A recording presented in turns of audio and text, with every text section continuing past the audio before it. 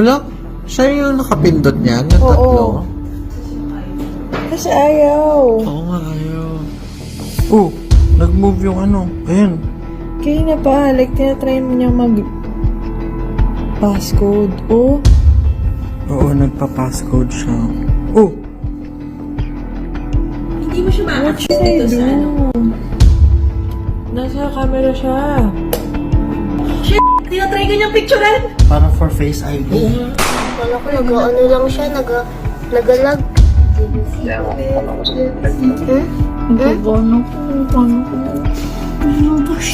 Kuto. Di siya maka-download full storage na nga. Ito mo ginaplap. Nakailangan mag-delete daw tayo. Ano yung bubuksan? Ay, At ipapadala dito, walang alam. So alam mo nangyari ito, hindi. Dahil kapag hindi mo alam din, out. Because I don't need you then.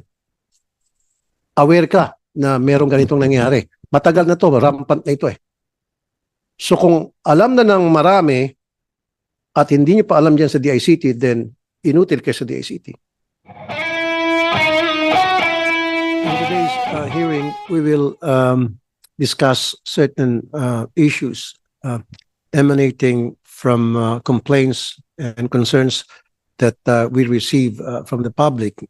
And straight to the point, mga issues na ito ay tungkol sa, halimbawa, number one, kumusta na itong free public Wi-Fi natin? How secure are these public Wi-Fi? Kasi marami kami natatanggap ng mga reklamo na na-hack yung pagpupunta sila sa site ng isang free public Wi-Fi. It's not really that secure at na-hack yung kanilang accounts.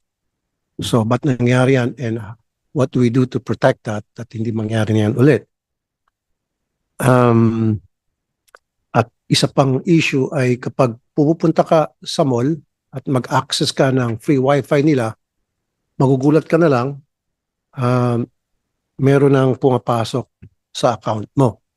Ba't nangyayari yun? So, wala bang proteksyon ang mga publiko? Kapag halimbawa, pumunta sila sa mall, let's say, pumunta sa SM or Ayala Mall, mag-access sila ng free Wi-Fi doon o sa restaurant for that matter. Magugulat na lang sila later on na na-hack na lahat ng mga information nila, pumapasok mismo itong mga hacker. So, meaning, it's not really that safe. Kung hindi safe sa mga private free Wi-Fi, paano pa kaya sa public? And I have a video to show. Comsec?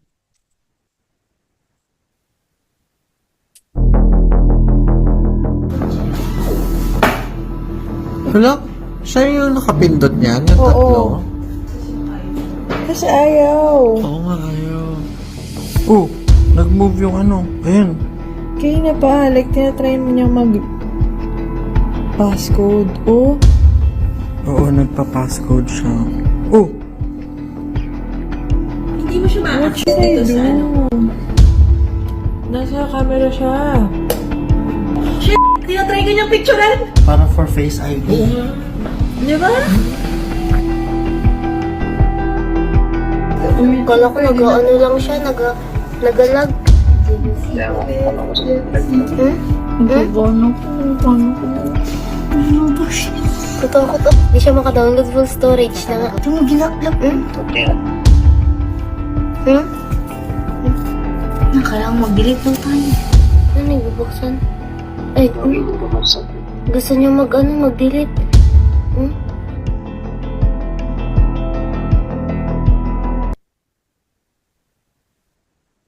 Nangyari yan matapos sila mag-access ng free Wi-Fi sa certain private establishments. Nakakagulat at nakakatakot, nakokontrol agad ng hacker yung kanilang cellphones. They don't have any control anymore whatsoever with their cell phones, as you can see doon sa video. Bakit nangyari yun? At paano ba nangyari yun? At ano ba ang plano natin para ma-stop yan?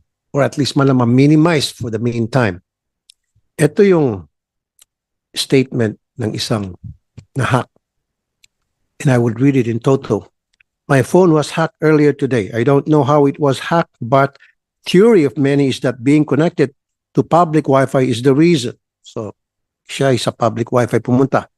So, never na daw mag-connect sa public Wi-Fi. As far as I remember, I was automatically connected to a mall's Wi-Fi. Watch the video to see how the hacker was trying to access my phone. I didn't touch screen access. The hacker had remote access to my phone. Yan ang nakakatakot. Remote yung pagka-access ng hacker. At wala na siyang control sa kanyang cellphone. Useless na siya. Yung hacker na ang may full control. Wow. The hacker even tried to access my camera. Dobleng nakakatakot na yun. Finally, I was able to access the touchscreen after many attempts and was able to turn off my phones. In fact, meron ako narinig na kahit na i-turn off mo yung phone mo, kayang buksan ng hacker. Yung phone mo, kayang pakinggan yung mga conversation ninyo. Mamaya, DICT, mahaba-habang pag-uusapan natin dito yung mga taga-DICT. Meron bang taga-DICT dito? Meron? Siguraduhin mo lang meron kasi okay. Otherwise, namumura ng DICT sa akin. The last time, ini-stop yung hearing ko. So you're here? At ano ka? Planning? What do you do as planning officer? Can you answer some questions? Baka naman sasabihin mo, wala po akong alam dyan, bago lang ako. And I don't want to hear that kind of reason from you. Otherwise, I'm gonna let you out of this session, this room. So make sure na masasagot mo yung mga katanungan ko kasi every time, pag tinatanong ko kayo dyan sa DICT, palaging bago ka lang, ipapasa mo sa isang tao na wala rito, wala kang record, at babalikan mo kami. So walang ganong klaseng kasagutan. Ikaw yung tamang taong pinadala rito. Am I right? Thank you. Then when I turn on my phone again, na-change niya ang Face ID ko. Sana magan. Grabe na to. Kaya mo sagutin yun, ha? Ngayon pa lang, magtatatawag ka na sa mga alipores mo dun sa DICT. So I disabled that na lang and then changed all my passwords. And good thing, my bank accounts were not compromised. Tatanong ko sa iyan. Alam mo ito nangyaring ito? Monitor nyo? Sa'yo pa lang muna. Hirap ka lang sumagot. Yung regarding yan, sir. Hindi, pero alam mo na may nangyaring ganito. No, I don't want to hear that's bullshit. No, don't give me that reason possible. Dapat alam mo na ito. Kasi rampat na to eh. Dapat alam niyo na ito sa DICT. Yes or no? Kung hindi mo alam, then get out of this room and then COMSEC, tawagin mo yung nakakaalam. Kasi useless ka rito kung hindi mo sasagot matanong ko kasi palaging ganito na lang eh. Hindi ko alam, bago ako at tatawag ako ng tao. So ba't kayo magpapadala sa DICT ng mga taong hindi alam?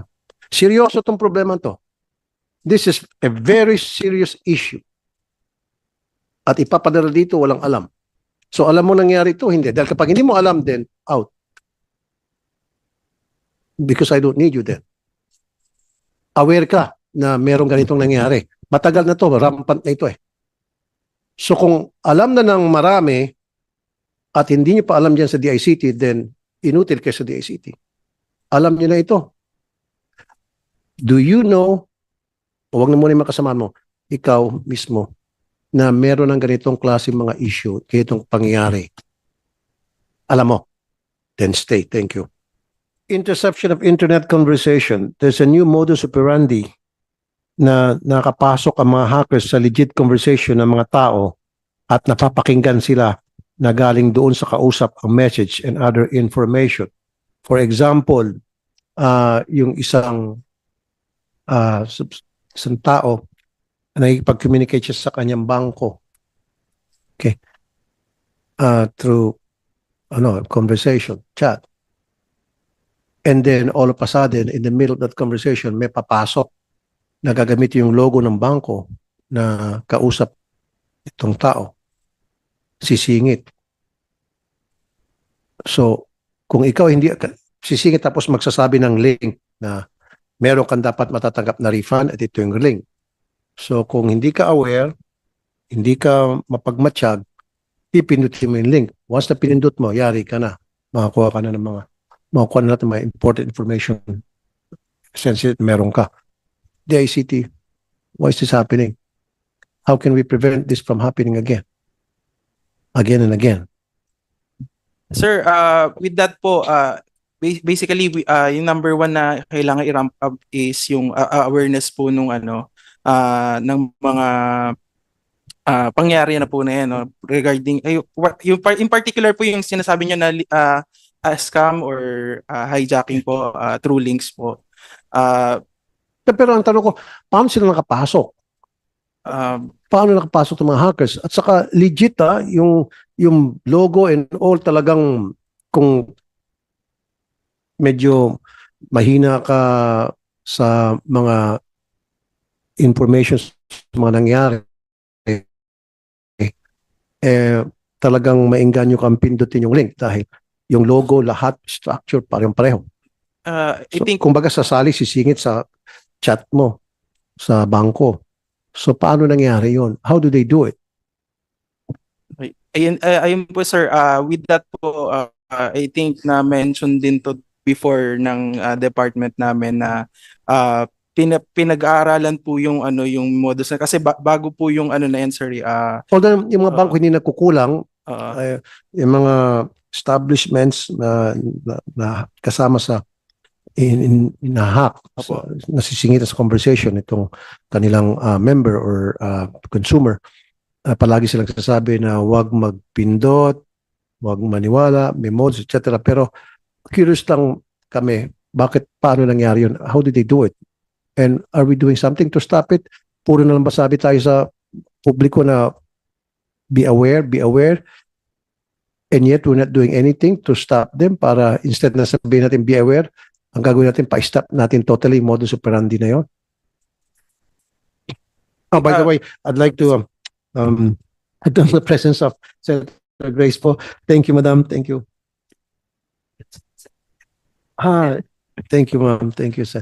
Okay, patapusin natin to and Okay. then Senator Grace po will have an opening statement. ayun po, Go ahead po, Engineer. Opo, yung with regard to that particular po issue, we also, the ICT also mentioned then na we are reviewing po yung Cybercrime Act para ma-penalize po and maglagyan po ng additional mechanisms po para maiwasan po yung ganyan Pero ang tanong ko, sir, yes sir. paano nila nagagawa yun? Yun nga po sir, Nakikipag-usap ako halimbawa sa bangko ko and then sisingit siya at alam niya ako'y nakikipag-usap sa bangko ko. Bigla siya sisingit at meron siyang isa-suggest na link, pipindutin at sasabihin niya na meron akong refund halimbawa na maasahan. Kung ako naman talagang hindi ako aware sa ganung modus, nakikita ko parehong logo, pareho lahat.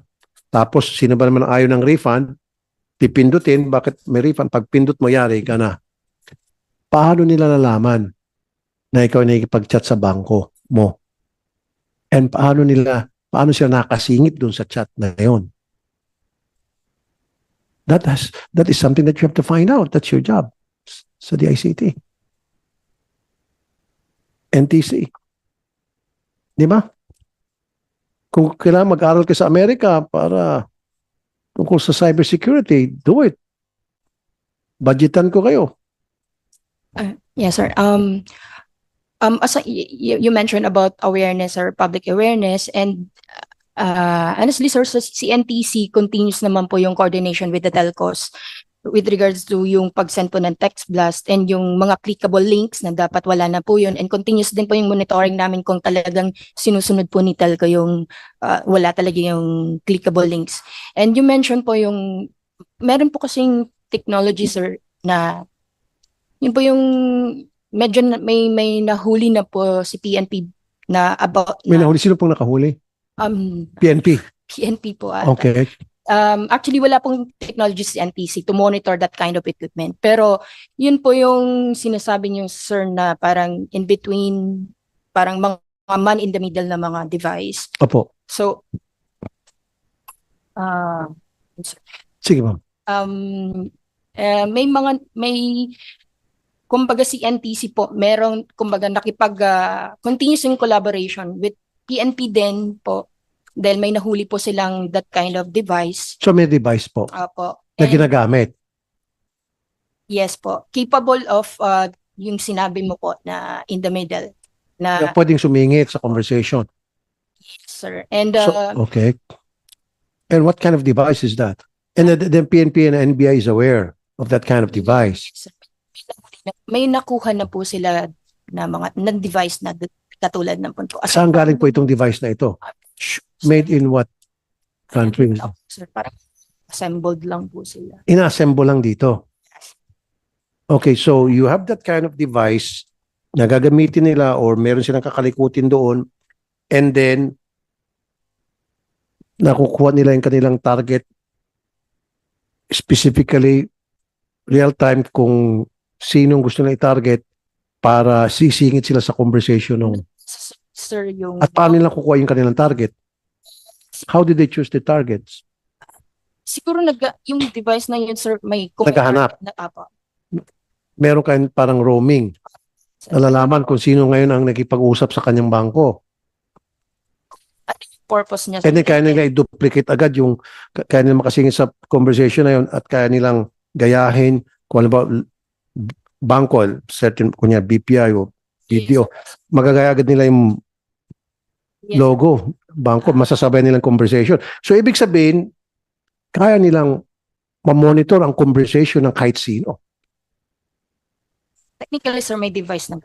So we have that device now na kayang i-monitor ng mga hacker real time yung conversation But it is ng mga illegal phone device. users. It's an illegal device, of Yes, course. sir. Ang tawag daw po dyan is text hijacking.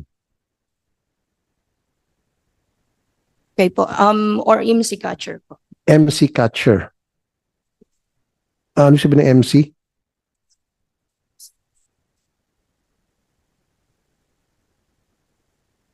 Okay.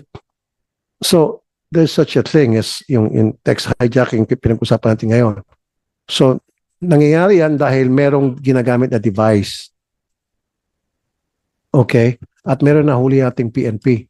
Tungkol dyan. Okay? And I need the names of those people sa PNP na nanghuli para I'm really interested at gusto ko makita yung device na yun at we have to study more sinong gumawa nito at saan nanggaling to.